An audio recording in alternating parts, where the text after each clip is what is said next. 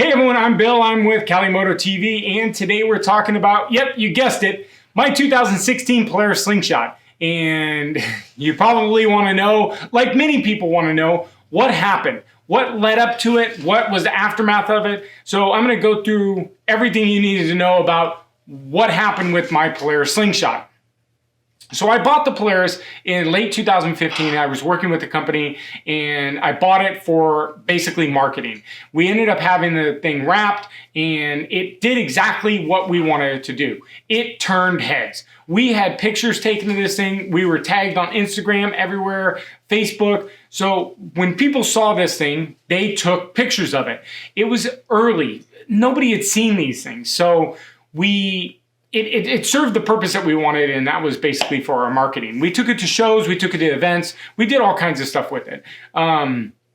So a lot of people ask me, was it fun to drive? Was it safe to drive? Just basically, what I thought of the Polaris. So I'll tell you, it was kind of fun to drive. It had a little teeny Chevy motor in it that could burn the back tires off in 1,000 miles.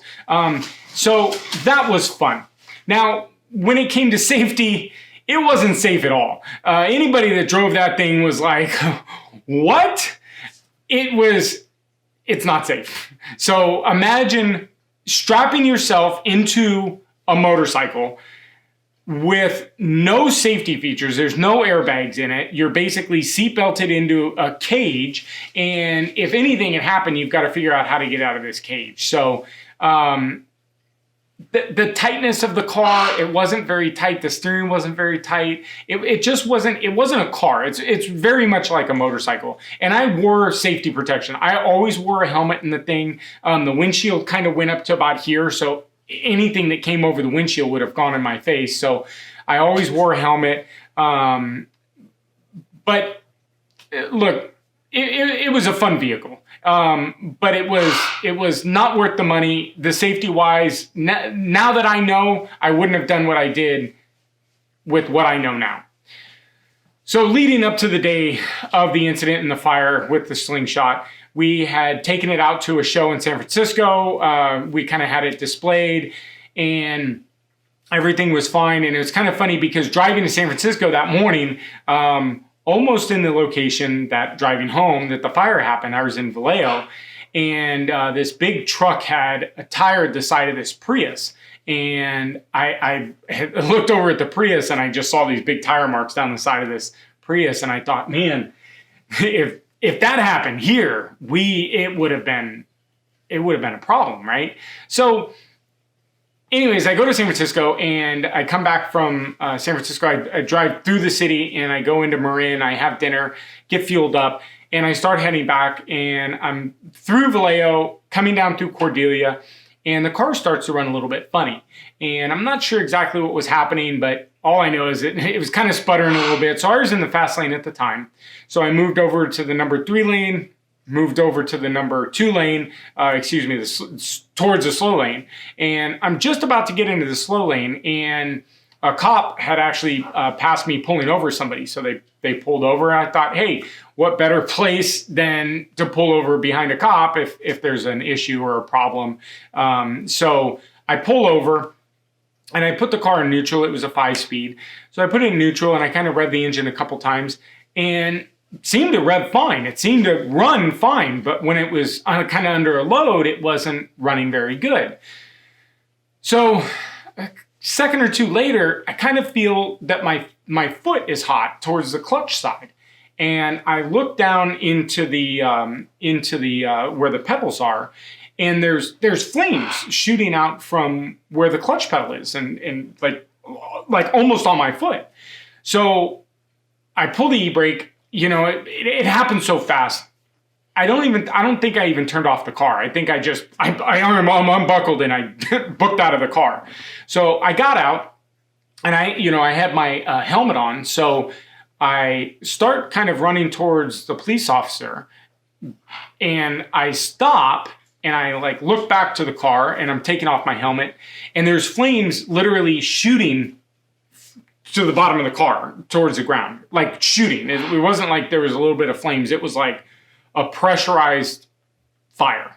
So the officer ends up looking back, and I kind of see him do his little, his little microphone, breaker 19, we got a fire.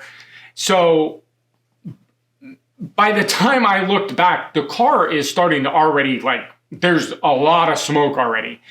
So I'm thinking in my mind, I got stuff in the car. I got to get some stuff out of the car. So I put my helmet on the railing and I run back to the car. And by the time I get back to the car, the whole driver's side compartment is all completely engulfed in flames. So there was a bag with an extra helmet and some marketing material on the passenger seat. So I grabbed that, and that was it. I mean, there was some stuff in the back compartments, another helmet in the back compartment. I wasn't even able to get that out. I didn't have time. So I run. Now, by the time this is happening, now the smoke is barreling out. I couldn't run forward because the smoke is, and you'll see, it's just black smoke barreling out from the front of the car. So I run to the back of the car, and I'm like at disbelief that this is happening. So I happen to have my phone in my pocket, and I pull out my phone and I just start recording. And so I record this video.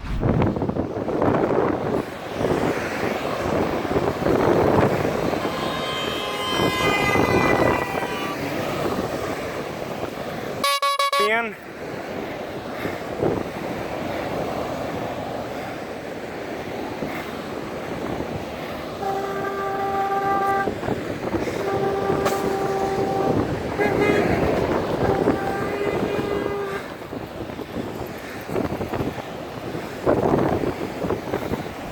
So I'm amazed. I couldn't believe my eyes. I couldn't believe that this was happening and how fast it was happening.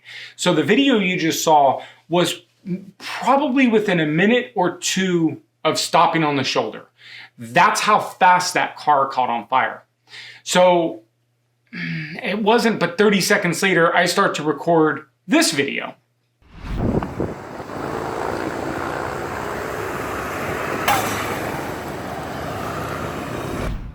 So as you can see in that video, it was so hot, I believe that small explosion was the tire bursting. I don't think it was any fuel or anything. So I wait and I wait and I wait. The CHP officer ends up going to Cordelia, turning around and coming back because he couldn't come back because of the smoke and the fire. So probably about 4 minutes later, I had a highway patrol pulls up. I'm fine and everything. We start kind of talking. And by this time, we've got this video.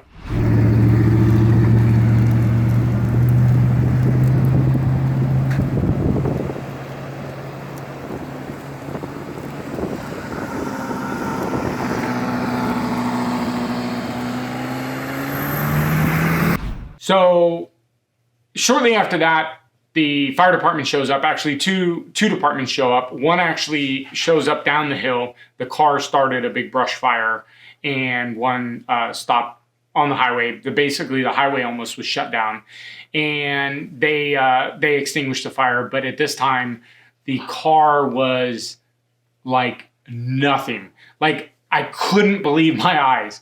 So by this time, the original officer, had looped around and came and was like couldn't believe how fast this thing had become engulfed in flames, crazy fast. So fire department puts out the Slingshot, and I do a quick video of the thing, just basically the metal sitting on the ground. So that's this video.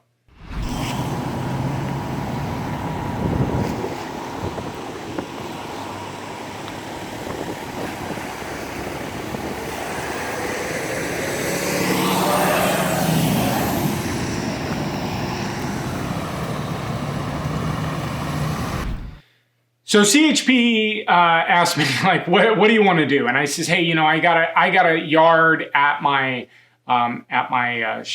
shop, so I think I'd rather have the car towed to the shop and stored there, because I don't even know. I had no idea. I was so baffled. So called a ride. Ride came and got me. CHP took me over to the next exit, and I was able to get a ride home. And so the following day, I went out. Actually, I met the tow truck driver. We dropped it off in the yard. So the following day, I called my insurance company, State Farm, and explained to them what had happened. And so we I kind of waited it out. I took a bunch of pictures and sent them over to State Farm, and State Farm called me the following day, and we started the claim. So I put a video and some of the pictures up on my Facebook. About 2 days later, I didn't want to do anything immediate, but I put it up. And so that night I was contacted by a gentleman that had seen the Slingshot on Reddit and had asked me, some questions about the Polaris Slingshot, and did I know about the razors that were catching fire, and the whole Polaris fire situation back in 2016, and I hadn't known anything about it. So he coincidentally enough had written an article and asked me if I publish it, or if he could publish it, and I said sure, why not. He kind of did some interviews with me. So I think we're now on Wednesday. This happened on Sunday, so now we're on Wednesday. So on Thursday I get a phone call from Polaris North America, and they kind of asked me the situation and asked me what happened and whatnot. And I, explained everything that, what had happened. So on Friday, I get a phone call from my insurance company, and the insurance company's starting to not want to. They're like, is this a warranty issue? Why did it catch on fire? And we're they're starting to ask me some questions about it. And I was like, look, I'm driving down the road and the thing catches on fire. I don't know what to say, So the insurance company on Monday calls me back, and they're asking me some more questions. Well, Tuesday, I get a phone call back from Polaris North America, and they are very interested in taking possession of the vehicle. They want the car back, and so they offered to actually buy the vehicle back from me, full retail, whatever I paid for it, everything I had into the vehicle. And they wanted to come and take the car back and figure out kind of what happened. So they had the car towed from my yard over to their yard. And so I ended up meeting the Polaris guys over at the yard, and they inspected the thing for 2 hours. And so to answer some of the questions that I was previously asked, where did it start? Why did it start? How did it start? I was driving. I don't know why it started, how it started. I did not do many modifications to it. I did add an exhaust system, which was tucked in the same exact area. I think I had an intake put on it, but nothing crazy, nothing wild. I hadn't done anything with the fuel rail or with the spark plugs or nothing in that, just some basic ins and outs. So the area that the fire had started in wasn't on the muffler side. So the muffler side was over by the passenger side. So it definitely wasn't the muffler side, because the flames had started on the driver's side now. And the driver's side, that's where the fuel rail is, and that's also where most of the electrical contacts come in. So Polaris had kind of determined that it was either a fuel issue or an electrical issue. Now, subsequently, they took the car, and there was a fuel rail recall on the car shortly after my car catching on fire. Is that what happened? I don't quite know, but they took possession of the car. They paid me back and everything. So it's what it is. But it was just a crazy situation. It was completely crazy. I had heard now thereafter a lot about the Polaris fires and a lot about the fueling issues and whatnot. Was this a part of it? I'm not too exactly sure, but it was definitely a crazy situation. So my opinion, look, the Polaris is it's a fun car. Would I pay the money? If I knew what I knew now, then I wouldn't have purchased the vehicle. Safety wise, it looked cool and everything, but I would steer clear now. But anyways, so that's my story on the Polaris Slingshot. Hope you guys enjoyed the videos. Here's some extra pictures of before and after. But anyways, make sure you follow us on Facebook and Instagram. Make sure you give us a thumbs up. Smash that thumbs up, like the button down below. Make sure you also smash that subscribe button. Hit the chime button so you can see more of our videos. We've got more coming out. We've got a couple videos every week, so make sure you subscribe. Thanks, guys. See you next video.